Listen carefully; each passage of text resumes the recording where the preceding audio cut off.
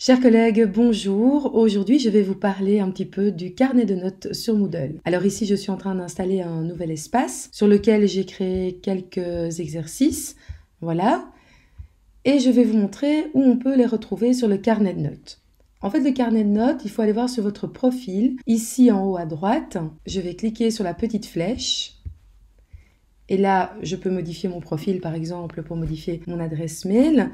Et j'ai le carnet de notes ici. Là, je vais avoir tous les cours auxquels je suis inscrit, mais surtout les cours que je donne. Je vais donc cliquer sur le nom de mon cours. Et là, vous voyez, j'accède à mon carnet de notes.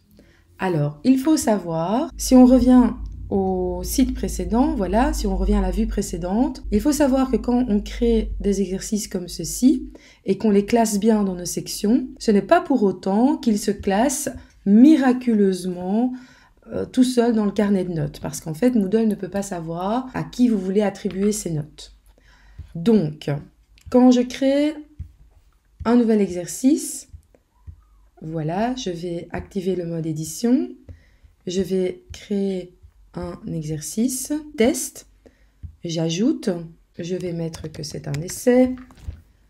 Je ne vais pas expliquer les paramétrages pour le moment, c'est juste pour vous montrer le carnet de notes, enregistrer et afficher, et bon, il n'y a pas de questions, c'est normal. Mais c'est pour vous montrer que cet essai-là, voilà, il s'est placé après tous mes tests, mais on va voir où le carnet de notes l'a mis. Je retourne dans mon carnet de notes, je rafraîchis, et vous voyez que le essai, il s'est mis là, en dehors de mon arborescence sur mon carnet de notes. Alors vous voyez que j'ai déjà créé plusieurs chapitres. Je vais donc inclure mon essai, mon nouveau test, dans mon arborescence. Ici, je suis dans le rapport du participant. Il y a plusieurs vues dans le carnet de notes. Il y a le rapport du participant. Ça veut dire, par exemple, ici, c'est mon bulletin à moi, pour moi, vous voyez, afficher le rapport en tant que moi-même. Je n'ai encore fait aucun exercice, donc il y a des petites barres qui s'affichent. Chaque élève a accès à son rapport personnel avec ces codes qui s'affichent petit à petit. Alors ça, c'est une première vue. Il y a le rapport de l'évaluateur. Donc tous les prénoms et noms s'affichent ici dans une colonne. Et ensuite, tous les exercices comme ceci s'affichent de manière horizontale, en sachant qu'on peut faire disparaître la colonne de gauche et en sachant que l'on peut très bien diminuer les colonnes ici. Vous voyez, je peux avoir tous mes chapitres qui s'affichent de cette manière-ci. Voilà, là je raccourcis si vous voulez tous les chapitres, mais bien entendu, plus vous avez de chapitres, plus la ligne va être longue. Il y a moyen de contourner ceci, j'aurais pu mettre mes 25 chapitres en les séparant dans d'autres chapitres, en les séparant par exemple en premier trimestre, deuxième trimestre, troisième trimestre. Et là j'aurais eu 3 colonnes, ou premier bulletin, deuxième bulletin, troisième bulletin, etc. Et j'aurais eu 4-5 colonnes dans lesquelles j'aurais eu mes différents chapitres, ce qui faisait que la ligne était moins longue. Et au fur et à mesure, donc si on a des élèves inscrits ici, on a les codes qui s'affichent ici. Ça, c'est pour le rapport de l'évaluateur. Et donc, moi, ce que j'utilise, en fait, j'utilise le rapport du participant, le rapport de l'évaluateur, finalement, très peu. Et configuration du carnet de notes, c'est pour configurer votre carnet de notes. Je clique sur configurer le carnet de notes. Et là, vous voyez, il y a des petites choses qui sont apparues. Et je vais tout en bas et j'ai toujours mon petit essai ici qui traîne tout seul comme une âme en peine. Donc, sur mon cours, sur mon espace, je veux qu'il soit dans le chapitre 1. Je vais donc retourner dans le carnet de notes. Je vais cliquer ici. Donc, je vais sélectionner essai. On peut en sélectionner plusieurs si on veut. Je vais aller dans choisir. Je vais cliquer sur chapitre 1. Et hop, voilà, il va se mettre dans mon chapitre 1. Imaginons que je me sois trompée. Ah zut, je voulais pas le mettre dans le chapitre 1, mais dans le chapitre 2. Donc, soit je reclique ici. Mais ce qu'on peut faire aussi, c'est cliquer sur les flèches ici, déplacer. Et si je ne veux pas qu'il se mette à la fin du chapitre 2, par exemple, ou si je veux qu'il soit dans mon chapitre 1, mais au milieu, par exemple, ici, voilà, essai se trouve au milieu. Alors, ça, c'est pour déplacer des éléments. Pour créer des catégories, je vais cliquer tout en bas sur « Ajouter une catégorie ». Le nom de la catégorie, ça, c'est vous qui voyez. Comment allez-vous organiser votre carnet de notes ? par classe peut-être, par année, si vous avez plusieurs années sur votre espace Moodle, par bulletin, par chapitre, etc. Donc ici, je vais mettre test essai comme nom de catégorie. Et ici, évidemment, il y a plusieurs choix. Je vais vous montrer ceux que j'utilise habituellement. J'utilise toujours moyenne pondérée des notes, parce qu'on peut pondérer des exercices qui vont valoir plus ou moins que d'autres. J'exclus toujours les notes vides, alors ça c'est à vous de voir.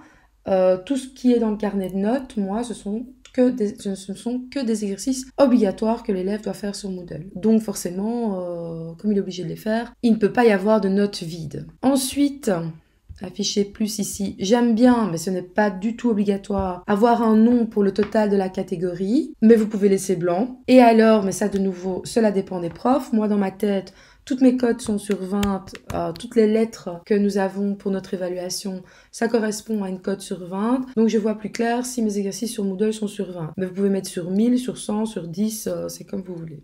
Alors la catégorie mère, une fois que vous avez créé plusieurs chapitres, vous pouvez créer autant de sous-chapitres que vous voulez. Donc ça dépend évidemment où vous voulez que votre catégorie aille.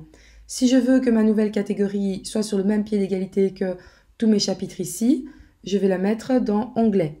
Si je veux que ce soit dans le chapitre 1, je mets dans le chapitre 1, etc. Ici, je mets dans Onglet, Enregistrer, et on va voir ce que ça va donner. Normalement, par défaut, elle se met tout en dessous. Voilà, j'ai le nom de ma catégorie, test essai, voilà, et elle vaut sur 20. Elle est pondérée sur 20, comme toutes mes autres catégories d'ailleurs. Maintenant, je vais aller rechercher mon essai, qui se trouve au milieu de mon chapitre 1.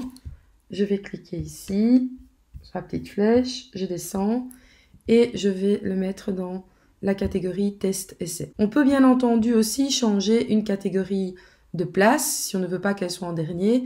On clique sur les flèches et on l'intercale à d'autres. Vous voyez que ce petit bazar ici apparaît tout simplement parce que, voilà, je peux modifier les paramètres de la catégorie.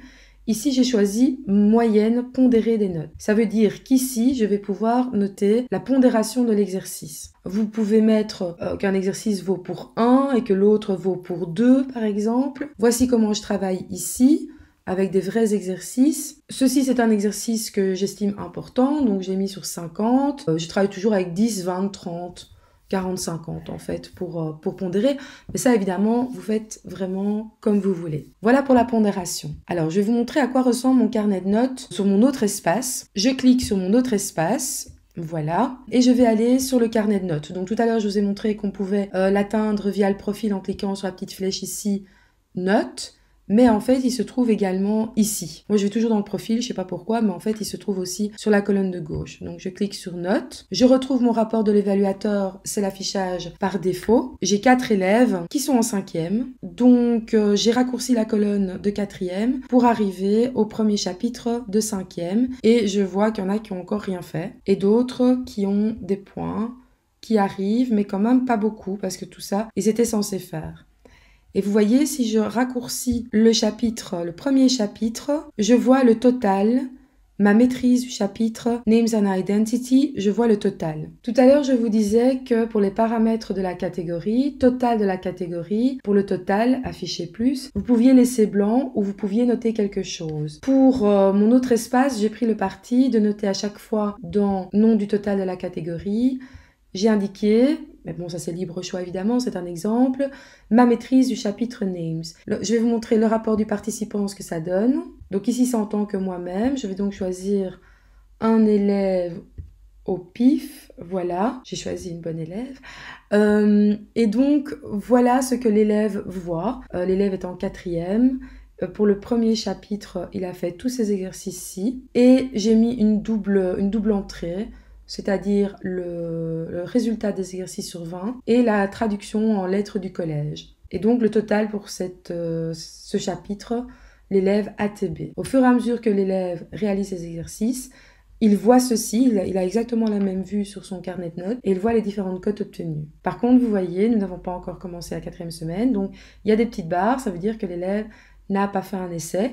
Et donc en attendant, forcément, comme j'ai mis que tous les exercices étaient obligatoires, pour le moment, l'ordinateur calcule qu'il a 0 pour ces catégories-là.